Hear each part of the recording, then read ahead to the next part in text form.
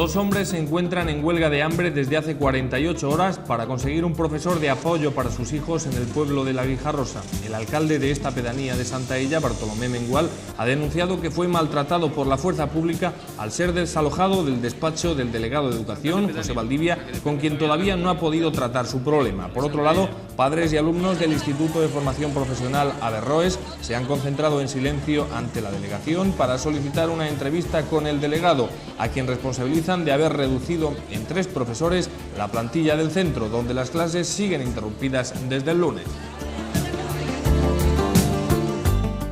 El secretario general de la Federación Minero-Metalúrgica de Comisiones Obreras, Ignacio Fernández, ha sentenciado que su sindicato no aceptará el plan de jubilaciones anticipadas diseñado por la empresa ABB porque supone un detrimento del poder adquisitivo para quienes se acojan a esta vía de eliminación de empleo. El Consejo Social de la Universidad de Córdoba, en colaboración con el Departamento de Ciencias y Recursos Agrícolas y Forestales, ha preparado para los días 5 y 6 de octubre las jornadas europeas sobre la política agraria comunitaria.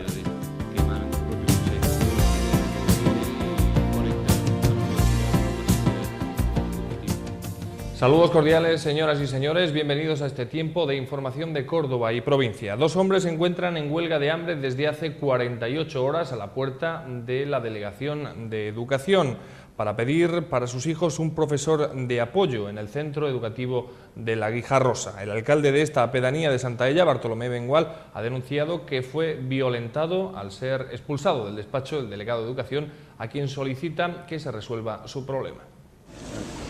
250 niños del pueblo de la Guijarrosa, dependiente del municipio de Santaella, se encuentran sin acudir a clase, pendientes de la protesta que protagoniza el alcalde de la localidad y de otro convecino, que se encuentran en huelga de hambre en mitad de la calle a la puerta de la Delegación de Educación desde las 3 de la tarde del martes, al no haber sido recibidos por el delegado José Valdivia. Tanto el alcalde Bartolomé Mengual como su convecino Manuel Ruiz Alcántara no abandonarán la huelga de hambre en plena calle hasta que no se solucione la eliminación de un profesor de apoyo en el centro escolar de la Guijarrosa, que atendía en cursos anteriores a una decena de disminuidos psíquicos que ahora se ven obligados a integrarse con el resto de sus compañeros. El temor de los padres de estos alumnos es que disminuya aún más el nivel de calidad de educación que reciben sus hijos, que ya de por sí tienen que sufrir una menor asistencia de profesores que otros pueblos de similares características. Por su parte, el delegado de Educación, José Valdivia, ha manifestado a los padres en huelga de hambre su negativa a sentarse a negociar hasta que no depongan la actitud que él considera excesiva. Los ahora en huelga de hambre están dispuestos a dejarse la piel hasta conseguir un profesor de apoyo, que de otro modo tendrían que compartir con la aldea de La Montiela. Por supuesto, todos los niños de la Guijarrosa no van a entrar a clase hasta que todo eso se solucione. Si antes perdemos el pellejo, pues claro, tendrán que arreglársela ya los que queden, no sé lo que harán. Pero yo estoy dispuesto a que esa actitud se siga hasta que se consiga, porque ya nos han hecho bastantes cosas, claro, y no vamos a permitir que nos hagan esto también. ¿Qué es lo que significa la pérdida de un profesor de apoyo para ustedes? Pues la pérdida de la enseñanza de los 250 niños, porque si ya tenemos con los mismos niños que otros pueblos 3 y 4 profesores menos, imagínense ya Sirese, con 10 niños que tenemos con minusvalía física o psíquica. ¿Qué es lo que le han dicho por parte de la delegación? Pues por parte de la delegación, el día 23 estuve yo aquí, estuve hablando con Pepe Valdivia directamente y me dijo que no había ninguna solución. Que la solución que había era, en todo caso, compartir un profesor con otro centro, ¿no? Es decir, el profesor que nosotros ya teníamos con otro centro, pero qué coincidencia que es con el centro de La Montiela, ¿no? Un pueblo con el que estamos de maravilla, que también, por desgracia, pertenece a Santaella, y parece que lo que yo veo ahí es que intentan crispar los ambientes entre dos pueblos, cosa que no van a conseguir porque yo con La Montiela tengo familia, tengo un montón de amigos y, bueno, toda la Guijarrosa. Estamos con La Montiela, ¿no? en todas sus reivindicaciones, en todas sus cosas, y nosotros estamos de acuerdo que ellos tengan su profesor, pero por Dios, que como se le ocurre al delegado quitarnos a nosotros en esa línea, ¿no? En el mismo espacio físico, a las puertas de la Delegación de Educación, se concentraban también padres y alumnos del Instituto de Bachillerato Averroe. enclavado en el sector sur, un centro que se encuentra actualmente paralizado. No se dan clases desde el pasado lunes, en que se decidió acudir a solicitar una entrevista al delegado de Educación para que le resuelva su problema. Se ha reducido en 3 el número de profesores, que se ha eliminado hasta quedar en 58. Como consecuencia de ello, se ha reducido también el número de clases, el número de grupos, y ha aumentado la masificación por aula. Por todo ello, se ha reducido la posibilidad de que puedan realizar prácticas y de que puedan llegar a disponer de clases de recuperación. Ha habido una reducción de profesorado. De esto nos hemos enterado relativamente muy tarde, fue el viernes, ¿no? Con lo cual la programación de los profesores estaba ya hecha y entonces es imposible que el curso pueda comenzar con la nueva programación que nos ha impuesto. Esto va en detrimento de la enseñanza, ya que hay una pérdida de las prácticas de laboratorio, de informática, de una reducción de grupos de alumnado, ¿no? Con lo cual, al tener que reducir las clases, tiene que haber mayor número y, claro, el deterioro de la enseñanza es mucho mayor. Les han quitado 2 o 3 profesores, ¿no? Bueno, ya nos dijeron que nos quitaban 1 cuando se hizo la petición de profesorado, y ahora pues nos confirman que nos quitan 2 más, o sea que ya son 3, aunque realmente son 2 porque ya sabíamos que nos quitaban 1, pero en definitiva son 3. Los padres y alumnos del Instituto de Bachillerato Averroes, reunidos en segunda asamblea en el día de ayer, decidieron, ante la problemática ocasionada por la reducción de profesorado, número de grupos de alumnos, desaparición de prácticas de laboratorio y de clases de informática y reducción de módulos complementarios, acordaron, como decimos, acudir hasta la Delegación de Educación para solicitar una entrevista con el delegado José Valdivia, así como no comenzar las clases hasta que se solucione su problemática.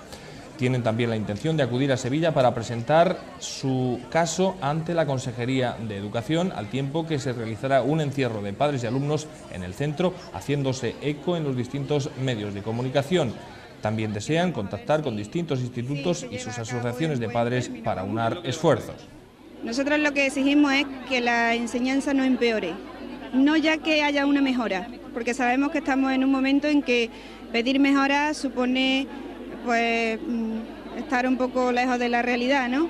Pero por lo menos que no empeore, que se mantengan los niveles en los que estábamos el año pasado. Y estos recortes presupuestarios, tanto que afectan al número de profesores como al número de grupos de alumnos que se masifican en las clases, nosotros consideramos que son inadmisibles. La educación no puede ir sufriendo año tras año esta serie de desmejoras, cuando por otro lado se nos está hablando continuamente de la mejora de la educación. Este ambiente de crispación que se respiraba a las puertas de la Delegación de Educación en Córdoba es correlativo con la denuncia que ha realizado el sindicato Comisiones Obreras, en el sentido de que en los 51 centros de enseñanza secundaria de la provincia de Córdoba se ha producido un inicio de curso poco menos que lamentable y caótico. Para Juan Puerto, secretario provincial de Comisiones Obreras de la Educación, el curso no ha comenzado lamentablemente en todos los centros de la provincia de Córdoba el pasado día 28, como estaba previsto. Además, se ha producido caos a la hora de colocar al profesorado, por lo que no se podrá asegurar que el inicio del curso se realice íntegramente en todos los centros hasta el próximo 4 de octubre. Por otro lado, el aumento de alumnos de entre 14 y 18 años en esta etapa de la educación no se ha visto acompañado de un aumento del profesorado, que se ha disminuido, y no se garantiza que pueda realizarse sustituciones por periodos menores de un mes, con el consiguiente deterioro de la enseñanza. La mejor palabra que define cómo se ha producido el proceso es de auténtico caos. De auténtico caos, y que se concreta en, primero, lo que hace referencia a los cupos de profesorado, desde el mes de junio hasta el mes de septiembre, que nosotros conozcamos, han sufrido al menos 3 variaciones. De hecho, al día de hoy, todavía hay centros de enseñanza media, sean de bachillerato, sean de formación profesional, que todavía desconocen el número de profesores que van a tener para el presente curso. Lógicamente, esto trae como consecuencia el que el proceso de colocación de efectivos pues, haya resultado como está resultando. Multitud de centros donde no hay, la plantilla no está al completo, es imposible efectuar horarios y por consiguiente los retrasos que se están produciendo son considerables. Gran cantidad de centros van a tener que posponer el inicio de las clases hasta el día 4 de octubre y algunos hasta más adelante. Los trabajadores de la empresa ABB se encuentran a la espera de que la multinacional desista de presentar el expediente de regulación de empleo que tiene previsto presentar el próximo día 1, un expediente de regulación de empleo que reduciría en 219 los puestos de trabajo en sus 3 factorías cordobesas. El secretario general de la Federación Minero-Metalúrgica de Comisiones Obreras, Ignacio Fernández, ha sentenciado que su sindicato no aceptará el plan de jubilaciones anticipadas diseñado por la empresa, porque supone un recorte en el poder adquisitivo para quienes se acojan a esta vía de jubilación. En la tarde de hoy todavía se negocia con la dirección de ABB una propuesta de tecnificación presentada por los sindicatos en la que se expresan las necesidades financieras y laborales para conseguir un acuerdo en materia de regulación de empleo. Según el expediente de regulación que prepara ABB, en Córdoba serían 219 los puestos de trabajo reducidos, de ellos 76 en Trafosur, 133 en subestaciones y 10 en servicios. Para Comisiones Obreras, esta reducción persigue el cierre a medio plazo de subestaciones, donde la plantilla se reduce a menos de la mitad, eliminando la línea de producción a una de montaje de subestaciones fabricadas en otras factorías de ABB. Por todo ello, Comisiones Obreras se opone al plan de jubilaciones planteado por la empresa porque significa una pérdida de poder adquisitivo.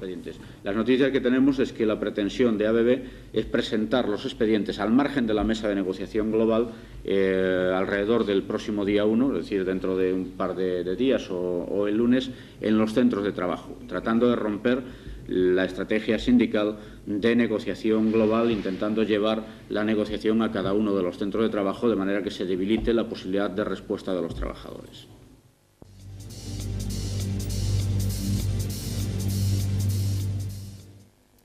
Durante hoy y mañana se celebran en el Palacio de Congresos de nuestra ciudad las jornadas sobre las estrategias urbanas en Europa, en la que se debatirán temas tan importantes como la planificación en las ciudades, experiencias de planificación estratégica urbana, plan estratégico de Córdoba y Córdoba, posibilidades de proyección exterior e inversiones. Yo creo que se trata de comunicar, lo he dicho ahí, comunicar bien a toda la sociedad cordobesa y a la sociedad de fuera de Córdoba que el plan estratégico va en serio, que se ha hecho una fase de trabajo de un año, que muchas instituciones, muchas asociaciones, mucha gente ha trabajado, ha definido lo que queremos hacer para Córdoba y a partir de aquí se trata de empezar a hacerlo. Estas jornadas sirven para iniciar esa fase, para contactar con otras ciudades que también tienen en marcha procesos de este tipo, para intercambiar experiencias, pero sobre todo para iniciar la ejecución y la implantación del plan. Comentaba nuestro gobernador civil de la importancia de incluir la cultura en este desarrollo sostenible de la ciudad. Coméntenos si esto realmente ahora mismo es prioritario o hasta qué punto Córdoba adolece de esta faceta. Bueno, es una línea estratégica del plan. El plan se plantea como estrategia básica del desarrollo de Córdoba, que el desarrollo de Córdoba no puede ser un desarrollo cualquiera, sino que tiene que estar basado en los propios valores de Córdoba, y el valor cultural de Córdoba es un aval que no podemos ni mucho menos olvidar. Yo creo que sí, es decir, el desarrollo cultural en Córdoba está adquiriendo dimensiones, yo creo que significativas en el último tiempo. Basta ver, pues, desde nuestra orquesta y el coro actuando por todos sitios fuera de Córdoba, hasta exposiciones de pintores cordobeses en Madrid, hasta un interés por Córdoba, exposiciones en Córdoba importantes que vienen aquí. Es decir, lo cultural tiene que formar parte de nuestro desarrollo. Sin cultura, a mí me parece que el desarrollo de Córdoba sería una mera ilusión. El grupo de senadores andaluces del Partido Popular han elaborado y defendido en el Senado una moción que insta al Gobierno a elaborar una ley de sequía que contemple las medidas y actuaciones básicas a seguir en este tipo de situaciones. Con esta moción, el grupo de senadores del Partido Popular en Andalucía pretende definir con claridad el marco en el que se moverán los agricultores en época de sequía, poseer un instrumento válido y estable elaborado desde la mayor universalidad posible de aportaciones, un marco en el que se minimicen los olvidos y se enriquezca el carácter social de las medidas, y una ley con la que el ciudadano se sienta protegido y seguro por haber participado directamente en su elaboración. En esta posible ley que demanda el Partido Popular debería contemplarse la condonación del pago de la tarifa por la utilización de agua cuando no se puede proceder a su abastecimiento. Debería incluirse en medidas dirigidas a regular el uso de los hídricos existentes en época de sequía y crear mecanismos eficaces para que no se dieran diferencias entre los daños valorados por la Administración central, los estimados por la provincial y lo que reclama el agricultor. Quiero, sin embargo, comentarles cuáles son las ideas, los criterios y los objetivos que el grupo de senadores del Partido Popular en Andalucía va a llevar a cabo. Y hemos querido escoger hoy precisamente Córdoba la Sultana, hemos querido escogerla para hacer nuestra primera presencia pública como grupo de senadores de Andalucía después de su constitución en Marbella el día 6 de agosto. Hemos querido, como digo, Córdoba, precisamente presentar, por ser probablemente con alguna otra capital de provincia andaluza hermana, quien más padece los efectos de la sequía y quien más está padeciendo probablemente en sus carnes lo que ha sido, sin duda de ningún tipo, una falta de programación en los objetivos, en los programas del actual gobierno socialista, el decano ya gobierno socialista después de sus 11 años de mandato en la sociedad española. En el Gran Teatro de Córdoba se ha presentado esta mañana la programación de la Fundación para este último trimestre del año. Programación aprobada por el Comité Ejecutivo en el pasado mes de julio y en la que hay que destacar su carácter de continuidad. El objetivo de esta sesión es presentaros la programación del teatro para el trimestre octubre-diciembre. Es una programación que el Comité Ejecutivo aprobó en su sesión de julio, de finales de julio pasado, pero que por razones de oportunidad, que todos entendemos de oportunidad informativa y de un poco parece que esté cargado de sentido presentar la secuencia de actividades de la cual vamos a hablar ahora, pues justo cuando estas actividades están comenzando, de manera que lo hagamos más atractivo y más vinculado al público en el momento que le vamos a pedir al público que asista a esas actividades. La programación que ahora vamos a describir, yo creo que el rasgo esencial que hay que resaltar, o al menos que a mí me parece que es digno de resaltar, es el carácter de continuidad que tiene. Es decir, estamos hablando del mismo proyecto, de un proyecto cultural y de un proyecto teatral de largo alcance, que sabemos que tiene una trascendencia decisiva en la vida de la ciudad en la medida en que seamos capaces de sostenerlo y de garantizar ese espacio o esa esencia de continuidad. Y por consiguiente, tanto en los contenidos de los que ahora vamos a hablar como en esas estrategias, pues quizá el rasgo esencial es la continuidad en la programación. Francisco López, director gerente de la Fundación Gran Teatro, sale al frente de la polémica suscitada acerca de la deuda de la Fundación con la Sociedad Española de Autores, ya que considera que es un hecho de gestión normal y es puramente coyuntural. Ayer, concretamente, mantuvo una reunión con el delegado de la Sociedad de Autores de España y llegaron a un acuerdo para el pago de la deuda fraccionado en 6 meses, una deuda ridícula en comparación con la polémica que ha suscitado. Comentarle mínimamente cómo funciona un teatro de estas características desde el punto de vista de los gastos y los ingresos, para que entiendan que este hecho que ha trascendido a los medios de comunicación, de mi punto de vista, no pasa de ser más que un hecho de gestión normal en el contexto que les comento mínimamente. El teatro, y ya he dado algunos datos, el teatro se nutre de unos ingresos y acomete unos gastos que, desde la perspectiva de los ingresos, surgen de fuentes muy distintas, como puede ser, por ejemplo, el propio ayuntamiento, que es evidentemente la aportación fundamental, pero que también son otras entidades e instituciones que colaboran, que subvencionan, que patrocinan nuestras actividades, como son los propios ingresos por taquilla, etcétera, etcétera. Con respecto a los gastos, podemos hablar de que hay fundamentalmente 3 tipos de gastos importantes en un teatro. Por un lado, aquellos gastos que desde el punto de vista humano hacen posible el funcionamiento del teatro, me refiero a los gastos de personal, En segundo lugar, aquellos gastos que hacen posible que el teatro cumpla con la función última y única que tiene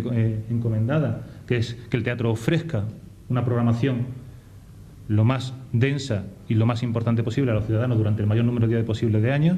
y un tercer volumen de gastos que serían los gastos complementarios tanto de funcionamiento general del teatro, pues la luz, la electricidad, como los gastos derivados de la propia programación, como pueden ser pues los gastos lo que se le paga a la Sociedad General Automóvil de España, o como lo que se paga por concepto de publicidad, etcétera, etcétera. Estos son los tres niveles fundamentales de gasto. El Consejo Social de la Universidad de Córdoba, en colaboración con el Departamento de Ciencias,